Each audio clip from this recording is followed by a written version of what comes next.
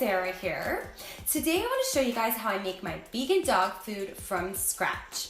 And for any of you who are skeptical about putting your dog on a plant-based diet, they're omnivores. They can get their nutrients from plants and or animals, so it's perfectly fine. And we simply need to refer to the story of Bramble, the vegan border collie who made it into the Guinness World Book of Records for living 27 human years.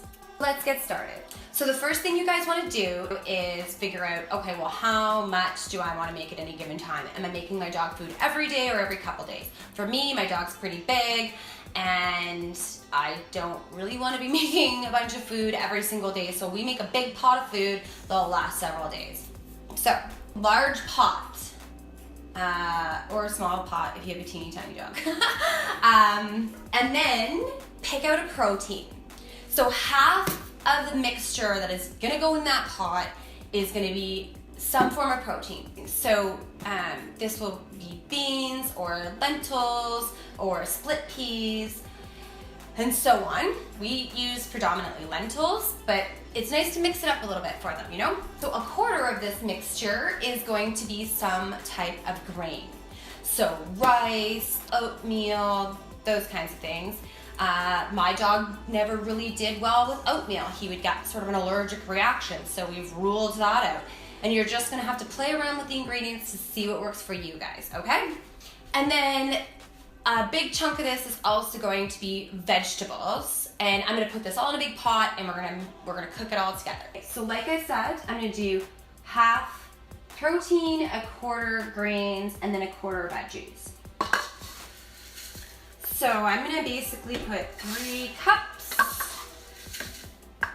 of lentils and then a cup and a half of rice or whatever grain you're using. Okay, so a cup and a half. Okay, so now I have my protein and my grains, and they're gonna cook. And we'll come back to this in a little bit once it is all expanded. Basically what I do is I bring it to a boil, then I turn it down to a simmering temperature, and I stick a lid on it and leave it alone, stirring it occasionally. So now I'm gonna add in some vegetables. How I choose my vegetables, I try to keep mixing it up so he's getting a variety of nutrients. But basically I'm going to be buying stuff that's in season or that I need to use up in my refrigerator to keep it affordable, okay? So then I just put this all in here. Alright, so then yeah, basically just stick the lid back on. We're going to give it another maybe 5 to 10 minutes, then I'll turn it off and I'll show you guys what I do next. Okay, so here we go. His food is all done, ready to rock, and I'm just gonna add in a couple more supplements to make sure that he's getting everything that he needs in his diet.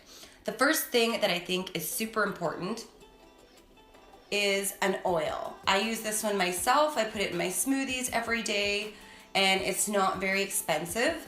It's also plant-based. I don't recommend getting your oils from fish. They are pretty toxic these days, and of course, it's less sustainable. Another thing you can add in is hemp seeds. I buy this in bulk, and both my dog and I use this. I also use flax seed. Again, I buy this in bulk. I grind it up with a little seed grinder, and I can put it in my smoothies or my dog's food. Another option is chia seeds. I also do the same thing as with the flax seed. I grind it up and put it in his food or my smoothies. And then another ingredient that I always add in there, but I'm actually out of right now, that I think is super important, is a greens supplement. So I'll just put that information in the description box below. So if you guys have recipes that have been working for you, please leave those in the comments below. And of course, I hope you and your fur babies have a rockin' day.